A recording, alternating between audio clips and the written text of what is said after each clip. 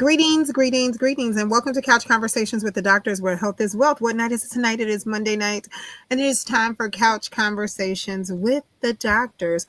As always, we're going to go around and introduce our esteemed panel, as always, starting with Douglas Graham, who leaves us and go and have fun in the sun, but I think he's feeling a little chilly willy today himself. Hey, Doug. It isn't quite as hot as it has been. Um, I don't miss the cold. I do like the heat. Um, I'm a retired physician. I spent 30 years working in the western suburbs of Chicago, and then I retired, spent 2 years working in the congressman's office. And it really opened my eyes to public health and public service. And it's an honor to be here to work with Dr. Hampton and the congressman. And I'm going to do my best to answer your questions. Thank you so very much, Doug. Well, for the weight loss guru, the Wolfgang Puck of not only the kitchen, but medicine just as well, that's our very own Tony Hampton. Hey, Dr. Hampton. Hey, grateful to be here. Appreciate the platform, Congressman Nikki, your leadership, and of course, my good friend, Dr. Graham, doctor on the south side of Chicago. I fought my way to the south side after being a doctor on the west side. So I figured I had to bring my talent south. I gave it to the west side for probably about 18 years, and the last part of my career has been on this side of town. Family doctor, obesity doctor, all about, how can we help people heal? How can we give them the tools and remove the barriers? So I'm all about removing barriers, giving people grace when they struggle, and being empathetic when they need a helping hand. So I'm happy to be here, happy to answer questions, and thank you, Nikki, for the opportunity. Outstanding. Well, to the person who teaches us that each and every day that true wealth is your health, our very own Congressman of the Illinois 7th Congressional District, Congressman Danny K. Davis. Congressman? Well, thank you very much, and I am delighted because I've had a wonderful day. I actually had a doctor's appointment this morning at 7:45. I, at 7:45, I had an appointment at the eye clinic at the University of Illinois, and they took real good care of me, so I felt good. But on the way to the clinic, I had my radio on, and I was listening to an interview that CEO Donald Dew was doing, uh, talking about habilitative systems and the fact that they have an event coming up Friday where they're going to be giving awards to educators and educators that they have worked with. And as I listened to Don, nobody was in the car with me but myself. And my chest was just expanding as I listened to Mr. Dew talk about how HSI started, the kind of services that they provide, the kind of work that they have done over the years, and the fact that they really started with a $500 grant that they received from, or that the church where they started received from Chicago Temple. And then he mentioned just an array of outstanding individuals who had been a part of the community, and even to the extent of talking about the behavior health services that they provide, but also the establishment of health clinics and programs. And people would never know that individuals who were not physicians, who were not doctors, who did not have college degrees, who didn't have any of that, were very instrumental in starting these programs and activities. And now all kinds of people benefit. And he mentioned people like Erlene Lindsay and people like Ernie and Gloria Jenkins. And then the people that he is giving awards to, people like Paul Adams, where every kid who comes out of their school gets accepted into a college. And I used to live on the same block where Provident used to exist. It was not Provident St. Mail, it was just Provident. And of course, St. Mail was in another location, and Paul was able to bring all of that together. Now, every kid, and they're located right on Central Park before you get to Madison Street, and every kid that comes through there gets accepted into college if they want to go. And so I think that I'm still celebrating Thanksgiving Mm. because we have so much stuff to be thankful for, and to see individuals who come right out of the hood, like Dr. Tony Hampton, who becomes an outstanding physician coming out of the Garfield Park community. Yeah, I feel pretty good about things. I feel great about things.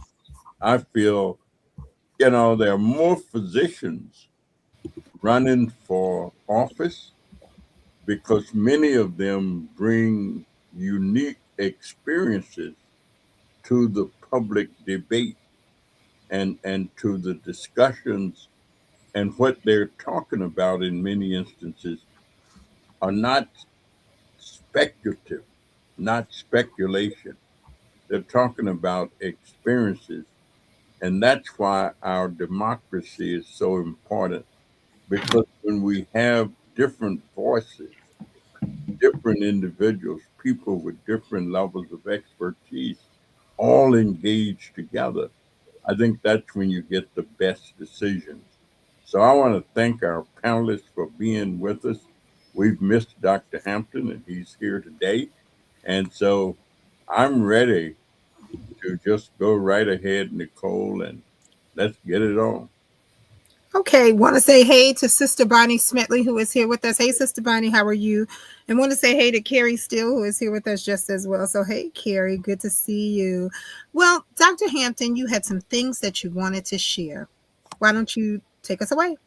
Yeah, well, before I share what I had to share, I do want to, acknowledge Dr. Paul Adams of Providence St. Mel's. My kids did attend that school, and I purposely took them out of this Oak Park neighborhood and sent them to the heart of the West Side so that they would get an experience that only a school like that could give them. Just a gentleman who had an unshakable, belief in the abilities of children of color. I'll never forget seeing him cut the grass. Um, the president of the school, the leader, the founder, cutting the grass. You just don't see that everywhere. Setting expectations that this is okay. He was just really amazing, and yeah, my kids benefited from that rigor, that insane rigor that's necessary to take our kids from, their maybe average performance to a performance that will get them to some of the best schools in the country. So I am grateful for what they've done over there, and I hope we continue to have leaders like him to inspire us and let us know this is kind of how you can do it. So now I was spending some time yesterday, maybe the day before, uh, watching something on Peacock with my wife, and it was a movie. It was called All Her Fault. And I was so inspired by the title as I noticed, and I don't watch a lot of programs that have commercials streaming by. And I noticed immediately that there's a whole lot of pharmaceutical things that come on the screen when you're watching these programs. And it was perplexing.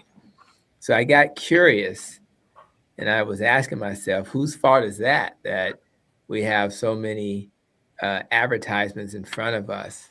And then I got really curious, and I even have a video coming out on my channel tomorrow that speaks to this. But I said, well, these drugs that are being advertised, as an example, there's one called Dupixent, and this drug is for eczema, which is the dry skin you see commonly in people with things like asthma. And the question is, what does that drug cost in 2025? And the answer was, I looked it up and it said 2 cartons is a monthly injection. So you get 2 cartons and it's $4,000. So now my assumption is that one injection for 1 month, one injection for the next. So let's just say $2,000 a month for your eczema to calm your skin. And then I saw another drug called Skyrizi. It's for psoriasis and inflammatory bowel disease. And that drug, I looked it up, and it was $22,000 given every 8 to 12 weeks for psoriasis, another skin condition. Then I saw another one that was Rinvoq, and that drug for rheumatoid arthritis and also atopic dermatitis, another skin. It was 30-day supply was $6,700. And so why did I make a video about this? Because my question was, as the title of the show was, it said all her fault. So the question is, whose fault is this? That we live in a world where it's okay to spend that kind of money on this innovation. And what I want to say out loud is, I absolutely appreciate innovation.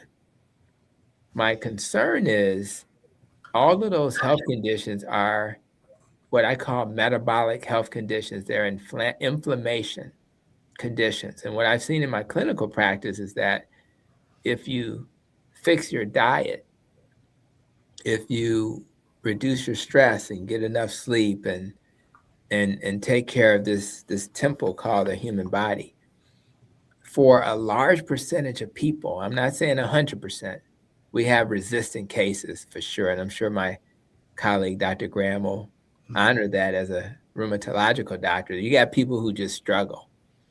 And I can't say that the fork will fix everybody. It'll make everybody better, but it can't fix everybody.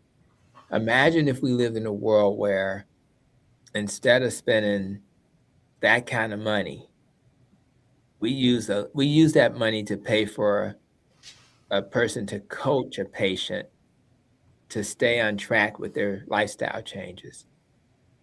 We spend some of that money to pay for a person to have a continuous glucose meter in their arm so that they can monitor to see the sugar spiking foods and then avoid those foods because they just were reminded that that's a sugar spiking food. So their behavior changes because they have that support. Imagine a world where instead of spending $6,000 a month on a drug, we pay for behavioral health. So when I struggle, I can get a therapist in front of me who can help me through my struggle in my relationship, in my job, in my life, or cognitive behavioral therapy that teaches my behavior change that's necessary. So I won't grab the donut when I should be grabbing a real food item.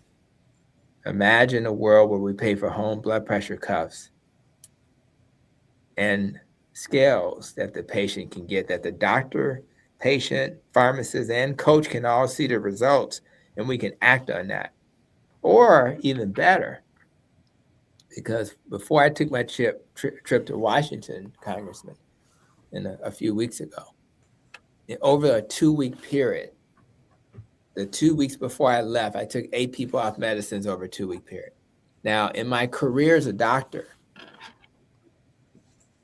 the 18 years prior to becoming this doctor who focuses on food as medicine, it was one or two people I took off of medicine in 18 years.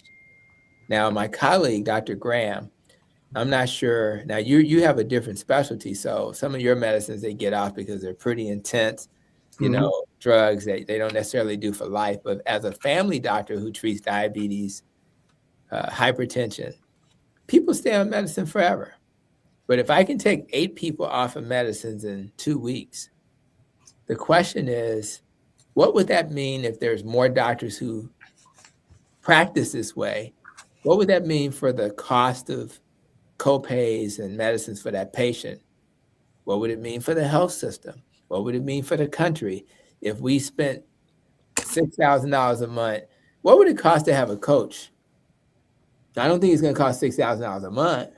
Mm-hmm. In fact, everything that I mentioned would cost way less than $6,000 a month. So my question is, our health system is not getting a lot of return on investment. We spend a lot of money on innovation. We're probably the best country in the world for that. And I do applaud our country, and I'm grateful that we have capitalism that'll incentivize us to do these things. But if we're saying that we want to reduce the cost of healthcare, it would make way more sense, in my opinion, to spend some of our dollars on those 8 people who got off of medicine. Because in my opinion, and some were some had diabetes, some had hypertension. How much money are we saving every year because they're not dealing with those diagnoses anymore? They're in remission. And I would argue that there's so much money left over, we can spend some of those money to create even more programs to help people who haven't achieved that yet. So my question is, what went wrong? Whose fault is it, as the title of that show on Peacock would ask, and why can't we do better? Are we not intelligent enough to recognize we're going in the wrong direction? Are we not intelligent enough to say enough is enough with the system that makes it more advantageous for us to do the medicine first model? And my hope is that before I take my last breath, the model of the future is one where we walk with people and we try to do lifestyle first. And in many cases, we can do lifestyle with new innovation first. And then as people heal, we can wean away from the innovation and just maintain the lifestyle. So I'm curious, Dr. Graham, in your years taking care of people in the rheumatological field, was there anything about how you started your journey and how you concluded it, and now you're in a different season? Yeah. So what did you see? So it's really kind of it's a great question. When I started in rheumatology, the treatment for rheumatoid arthritis was to give people enough aspirin until their ears rang. And that's how you really had the right dose. Right. Which is really a very, very toxic treatment, because sometimes that ringing doesn't go away. Right. Now, it does help the pain and the swelling of the joints, but it did nothing to prevent the damage or the progression of the disease. Mm-hmm. In 1985, when I started my practice, 60% of the people filed for disability within 5 years of diagnosis. Wow. So it was a very, very difficult disease to treat. And the initial part of treatment was we were so afraid of the consequences and the side effects of the drugs. Right. We used the mildest drugs first and then started the more stronger drugs, which had the potential for more side effects, up until at some point we were using cancer chemotherapy drugs and radiation therapy, right, which really had nothing to do with the biology of the disease, which I think is really, really interesting. So fortunately, I guess rheumatology has been kind of like the poor stepkid, and we were able to take a lot of the drugs from the transplantation world, a lot of the drugs that people use to prevent organ rejection, we thought were going to be useful in our field. And so we took a couple of them and tried them, and they had they worked, not perfectly, but better than aspirin and better than steroids. And steroids are very, very troublesome for rheumatology because one, they work very, very quickly and they make you feel very, very good. But they are some of the hardest side effects to deal with. Mm-hmm. It affects so much of your body. It raises your blood pressure. It increases your appetite. It can cause cataracts. And as you know, it will raise your blood sugar and precipitate diabetes. Um, Most people, when introduced to steroids, want to get off of them because they really affect your ability to make decisions and to operate because of the intensity of the experience. I'm not sure I understand how the pharmaceutical industry decided to look into the drugs Mm-hmm. for these diseases and develop what they call the biologics or monoclonal antibodies. But that was really a critical turning point about 30 years ago, Mm-hmm. which has really enabled us to be much, much more effective in our treatment. Mm-hmm. And when I began in 1985, we used to have joint replacement clinics because the disease would eat away and damage the joints. You couldn't use your hands, your ankles, your knees, your shoulders very well. So we had to put in artificial joints. Nowadays, there are no rheumatoid arthritis hand clinics. Mm-hmm. They've had so much control of the damage of the disease. But as you point out, it's virtually impossible to get people off treatment once they started because these are really suppressive treatments. They're not curative treatments. They help modulate the immune system, but we're not quite ready yet to reset the immune system so the body stops attacking you as if you're foreign. So we've become sophisticated, effective, less toxic, but we're still stuck taking medication in most cases for a lifetime.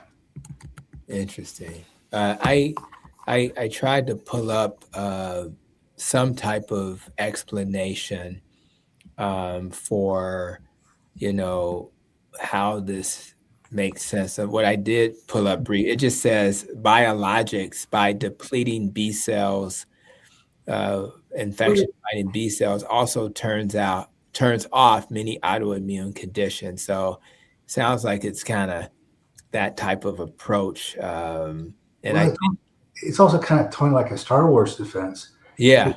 Inflammation is like a recipe. There are Mhm. lots and lots of different ingredients and seasonings, and everybody's inflammation is slightly different. We now have these biologics that target some of the seasonings or the species. For Yeah. instance, in rheumatoid arthritis, there's one called TNF alpha, Mm-hmm. which is often very elevated. We have specific monoclonal antibodies that either interfere with TNF alpha or keeping it from binding to its particular binding site in the immune system. So whether you knock it out of the sky or you keep it from landing, it no longer can drive the inflammatory process. So we went from none of these drugs to virtually a whole pantry full of these drugs. Our problem now is we're not sure which sequence to use them in or which combinations to use them in. Yeah. But let me tell you, I decided to check my health insurance. Mm-hmm. Mhm. And I happen to believe that everything almost that we do falls prey to our system of capitalism Mm. and our system of Mhm. economics in the country. Now, I pay $856 a month for health insurance Mm-hmm. for a single person, me. Mm. And that does not cover that does not cover dental nor vision. I'm saying that's Yeah. separate. It's a different place. And then I go and pay what I have to pay for each one of those. And then whenever I go to the dentist, I also add some cash to whatever it is that the insurance pays.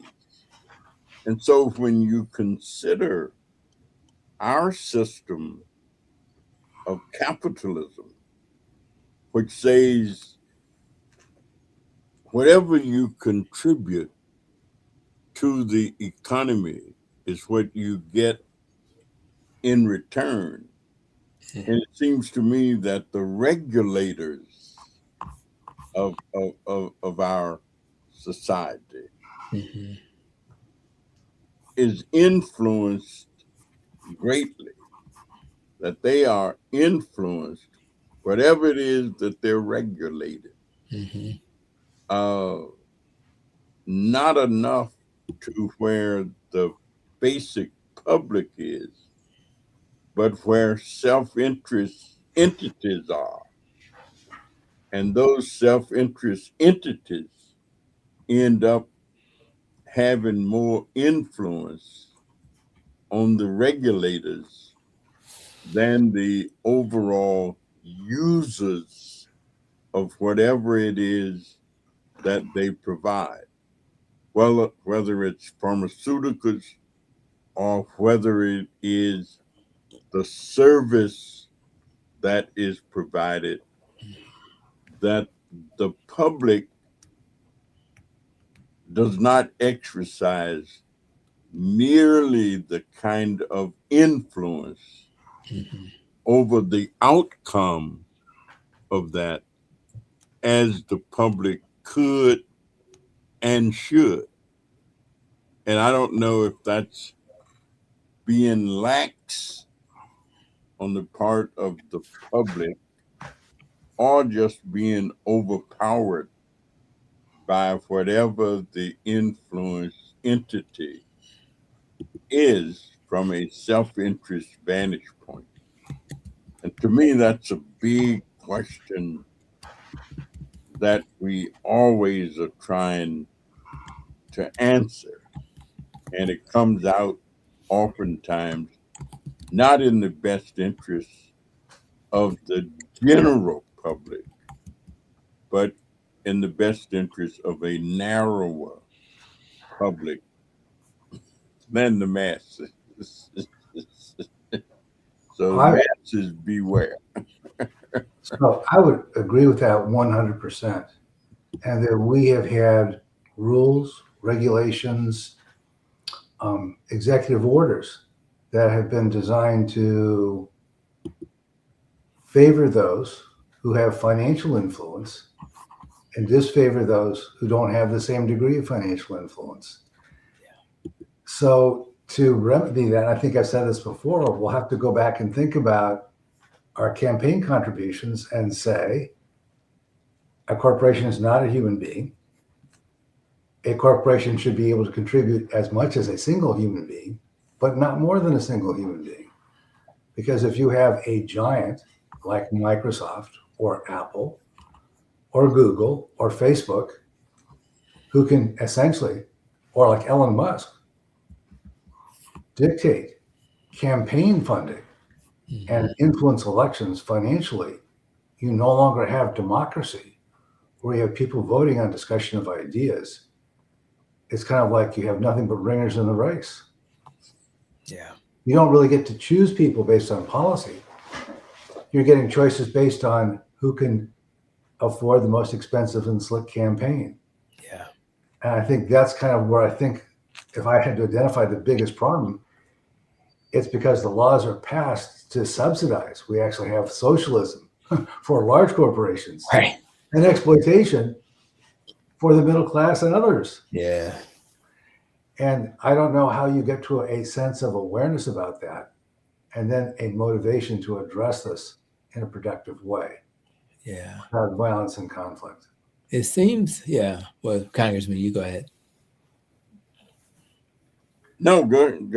Well, I was just gonna, yeah. I remember probably watching some, program. A lot of times, some politicians say we get all our information from Twitter and YouTube, and it's a problem. But I actually think it's not a problem because independent media sometimes will lay things out in a way that provides the clarity that you can't get on CNN because it's not designed for clarity. And so I've learned a couple of things. One was that one survey showed 93% of decisions made by most people in leadership and politics is based on their lobbyists, right? Not based on what they say on the campaign trail. So that's number one. Number two, I learned about Citizens United and that decision that basically made it okay to be influenced by, corporations, and it just seems like it's, if I were to clean it up a little bit, I'd say it's kind of legal bribery.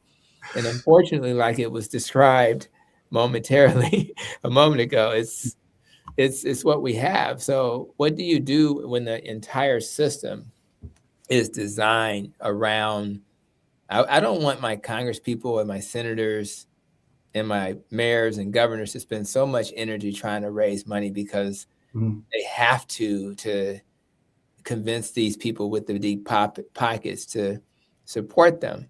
It'd be nice if they spent more time trying to figure out how to maybe collaborate and figure out how to get some of this stuff passed. But I do think that Citizens United decision, which I would love to figure out how to reverse, that would be probably the most important thing we can do to at least move us back to a model where the $50 contribution actually means something. And I just don't think there's enough people with the courage to try that model.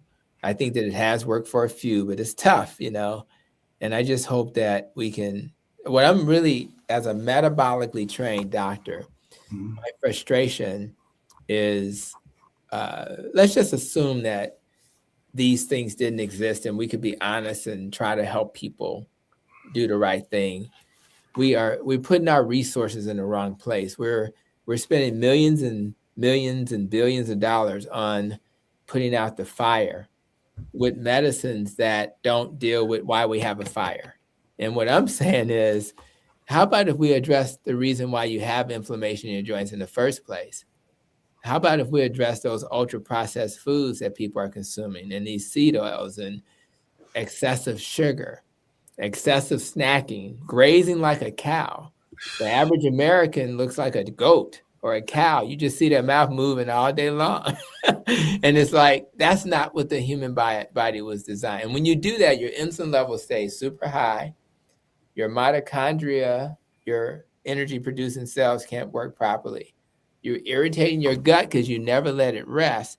So your risk for inflammation and, I would argue, autoimmune diseases are going to be sky high. So I just think that, but we're not incentivized to focus on the root cause, because capitalism says if I got a big donation from a company that's going to make money $6,000 a month, it's hard to overcome that with a $50 donation from my home and your home. And so that's why we're in a conundrum. But my hope is that, and that's why I'm like you, Congressman, I'm optimistic.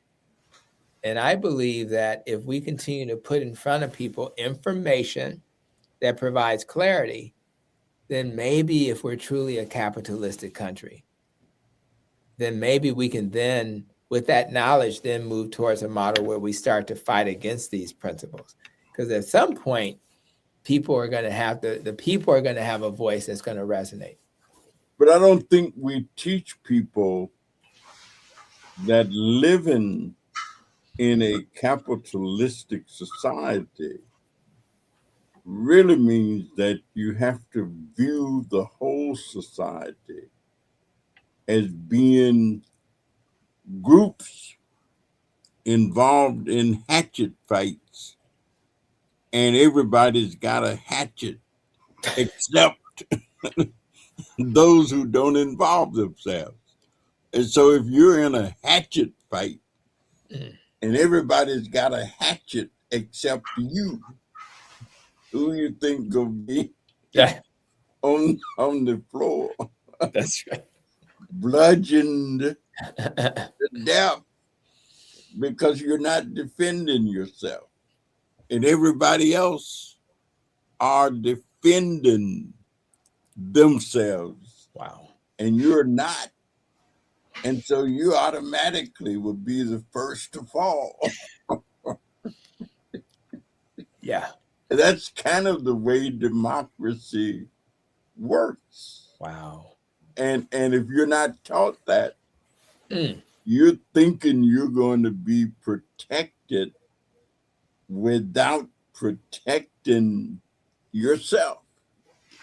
Understood. And that's just not the case. It just does not work that way. It really does not. That's fair. Sounds like we need to get a lot of people together who don't have those ways to protect themselves to get together.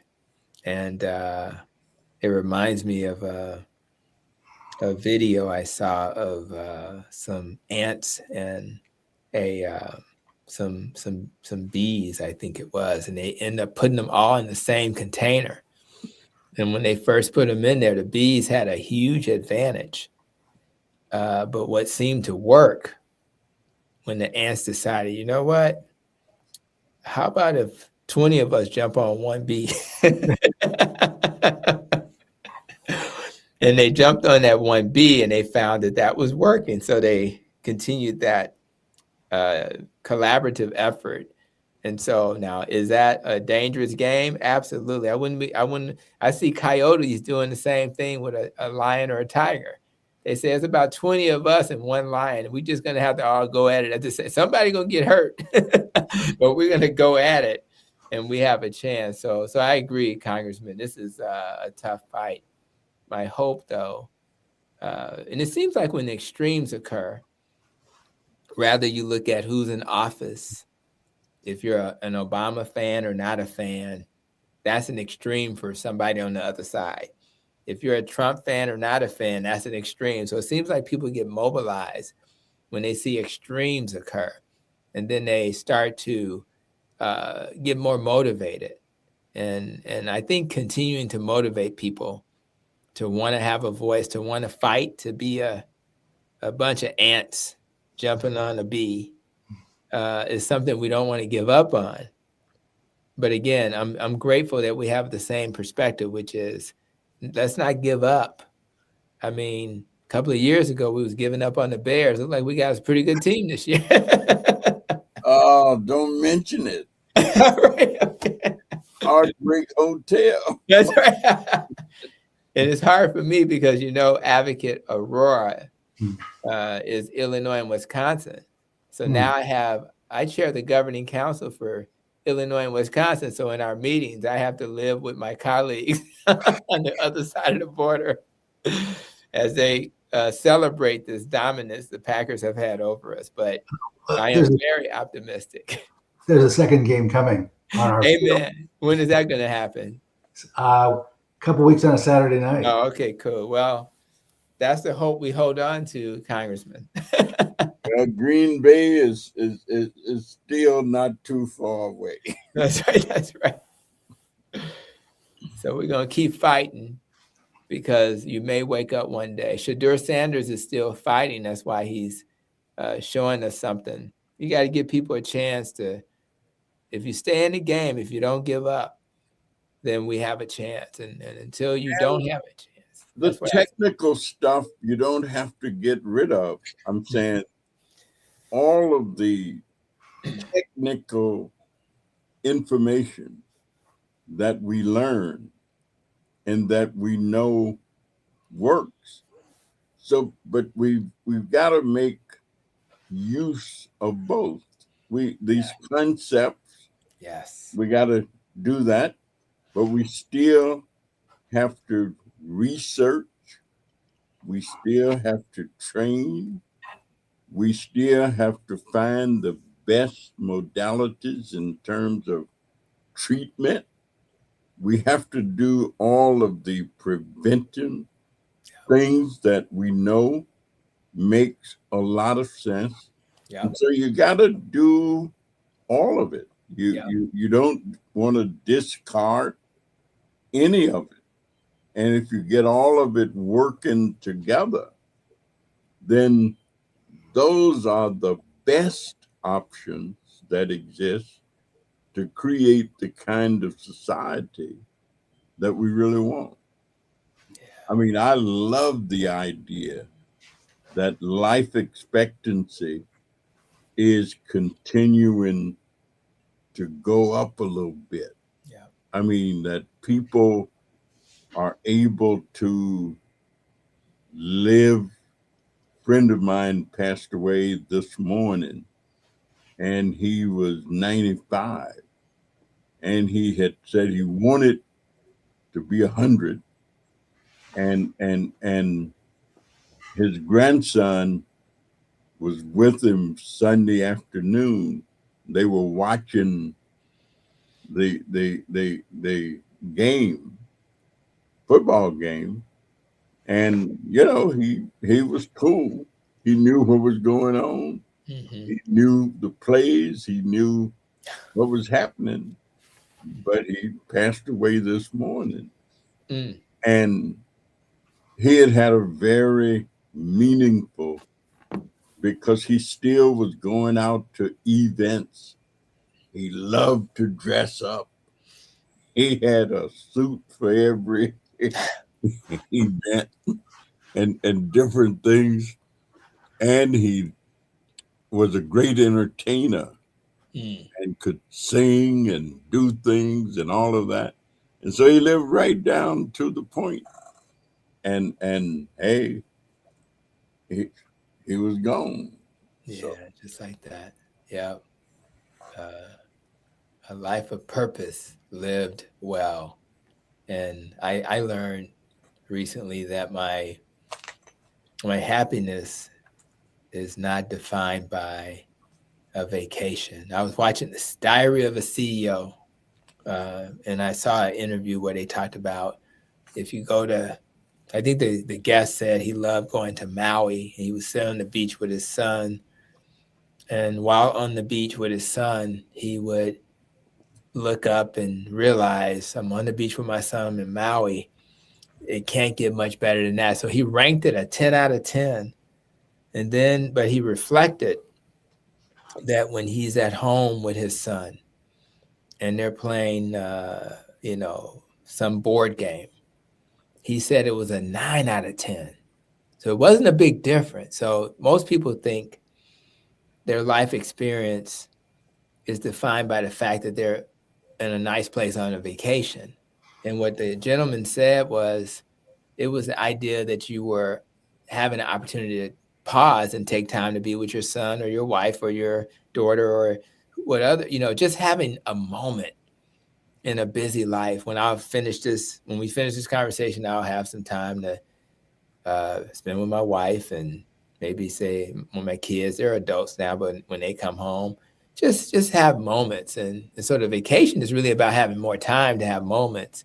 Mhm. And the gentleman who passed away, bless his soul, he was having a moment with his family watching that game. And that's a memory they'll always have.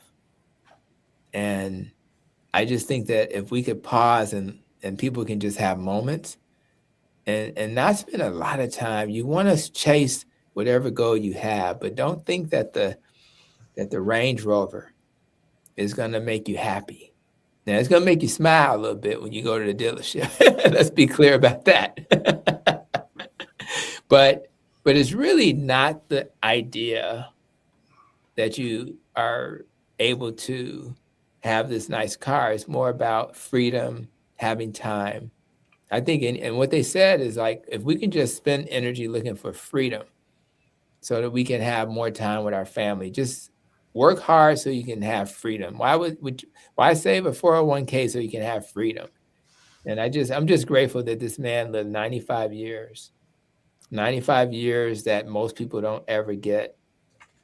And and that's why we got to keep fighting for us to be healthier, have a long health span so that we can get to the end of life the day before and still know the Bears are in the game and he knows the plays. And that's a beautiful way to end it. And so I'm really grateful that you had that friend. He had that moment with his family. So life is good. Life is good. Outstanding. We want to say hey to Dorothy Murphy. She says good evening and to stay warm and safe. I think I mentioned that Sister Bonnie was here, but if I didn't, she's here and she's saying good evening. Audrey Jaycox is here, and Audrey says good evening to everybody. Jack Orloff is here, and he says good evening. So does Connie Taylor. She says good evening to everyone. So I want to say hey to them just as well. Just want to remind you guys that there are a few announcements that we have, and those announcements are we have entered a season where you got to make sure you have your vaccines. So, just as a reminder, Dr. Maya couldn't be here tonight, but Dr. Maya wanted to remind everyone to make sure that you get your updated COVID vaccines and your flu vaccines. There is a new strain of flu that's out. I don't know if Dr. Hampton wants to talk about that for 2.5 seconds, but go ahead if you want to. The Yeah. new strain of flu. Yeah. Every year we get flu information from other countries like China, for example, right? And every year it can change to something different. So, and so we have this influenza A, H3N2. They keep changing the numbers, right? And so these new variants that the CDC has identified are why we focus on vaccines, because as the variants change, the severity can change. And so that's why for those who are okay with vaccines, it would be helpful to protect yourself, because maybe what you got the previous year, which won't, that immunity wanes. You're really putting yourself in a good position to not succumb to it. So if I'm high risk, if I'm let's just say I'm over 65, which is, we define it that way at times, or I have multiple chronic health conditions, it's possible that your immune system has to react to that vaccine and you feel a little under the weather for a day or so. But what you've done is greatly reduce the risk that if I get exposed to this new variant, the chances that I will die goes down substantially. And as of the last time I looked it up, you have about 70,000 or so people who can die from the flu every year. These are not numbers, these are people. So Right. put yourself in the position to be successful. And I encourage people who are at high risk in particular to be vaccinated. I consider myself high risk because I work in healthcare. So my wife will come to me. She's a pharmacist, and she will shoot my arm. I think she's doing payback, Nikki. I receive it. I receive it with grace. Okay. Payback would not be an injection in the arm. Okay. Payback would be an extensive credit card bill from Watch Junior. yourself. That's a woman payback. talking. That's a woman payback. talking. Okay.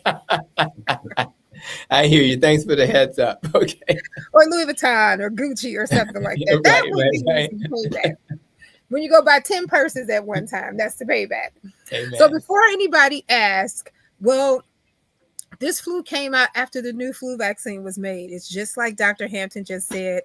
It's this new, the vaccine was not made for this new strand. However, it does give you coverage that you will not succumb. So just a reminder to make sure that you do that just as well. So we want to share that.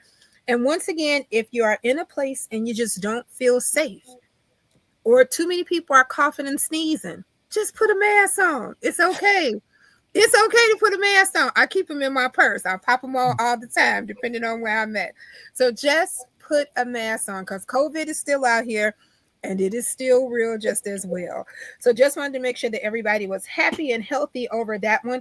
Also, Pastor Sai could not be here with us on tonight, but he did send a announcement just as well. And the announcement is Man Up and Get Screened, a prostate health awareness event. So they are asking that you join them at New Landmark Church. That's located at 2700 West on Wilcox Street. And to join them there Saturday, December 13th from 10 a.m. to 1 p.m. And their community partners are UIC Health in Miles Square, Breakthrough Ministries, Community Healing, the Leaders Network, and the Prostate Cancer Real Talk. So they want to make sure that you meet them there. I will post a flyer about that. So join them and learn about prostate health, signs and symptoms of prostate cancer, when to get screened, treatments, and life after a diagnosis, and to hear from doctors and specialists and survivors. They're going to also be providing a free lunch, and that it's also open to the public and all are welcome. So once again, join them at New Landmark Missionary Baptist Church, 2700 West on Wilcox, 10 a.m. to 1 p.m. Well, Doug, what's your until next Monday? I guess what I'm going to say is when you hear things, you really have to know the source. Mm, And you have to know what the training and background is of the source. mm, Because I've heard a number of things today, and the first thing that goes in my mind is, are they trying to provoke a feeling? They're trying to make you afraid. Then put your hand over your pocketbook, grab mm, your purse, and tighten up. Or if they're claiming that they know something and that this is the way to go, I really want to know what their background is. What's their professional training? What's their experience and what their track record is? Because there's a difference between being an influencer, who's really a salesman, and somebody who's an expert who actually knows. So you really got to be careful of what you hear and who you follow. Outstanding, outstanding. Also, want to say hi to Tyrena Newkirk from the NAACP, who is here with us just as well. Want to say hey to the Core Center that is here. I did not forget you. It got late in the hour, but I did not forget you. And we also want to say hi to the guys over in the garage. They are here just as well. So, hey, gentlemen. And I just got a text from University of Chicago. Now, UI Health and University of Chicago is two different places. And University of Chicago wanted to remind me that they are a community partner of the event also over at New Landmark Church. So that's University of Chicago School of Public Health. So the mm. School of Public Health will also be at the New Landmark event on Saturday, December 13th. So thank you so much for sending me that text, letting me know that you will be a part of it just as well. Well, Tony, you're until next Monday, Dr. Hampton. Yeah, I just as we try to maintain hope. Um, when I mentioned I took 8 people off medicines in a couple of weeks, those people didn't give up hope on themselves. They just heard a message of healing and said, I'm sick and tired of being sick and tired. So there's really not much you can control in the world, but there's a ton of things you can control in your own life. So as we kind of look towards the new year, find a couple of areas in your life that you can control. And with that habit change, it's highly probable that the outcome is going to be a healthier you a year from now. A person may be taking less medicine a year from now. A person who sleeps better a year from now. A person who manages stress better a year from now. A person who eats real food, not processed food, a year from now. If you do those things, you'll have this cascade of benefits that I would have to spend an hour explaining. And then you will then have more time on this planet to be with your friends and family, and maybe even to make it to 95 and to watch the Bears play a game against the Packers and know what's going on. Amen. And it's not an outlier to say this because one of my patients last week was 102, and he came there with his wife, and they drove each other to he has a hearing issue, but that's it. And he would absolutely be able to watch that game and know what's going on. So this is a possibility. And for the men out there, this is a Black man. So let's be clear, this is very doable. You got to get a little blessed, lucky, whichever way you want to look at it. Life happens, but you have the power to change your life. So let's retain that power. And I'll see you guys next Monday. Outstanding. Well, Congressman, take us home.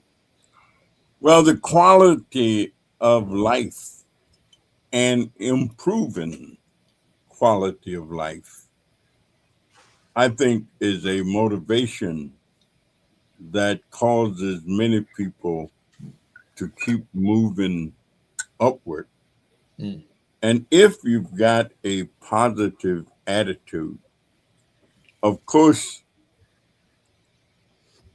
this is the season that has a tendency to bring out the best in people.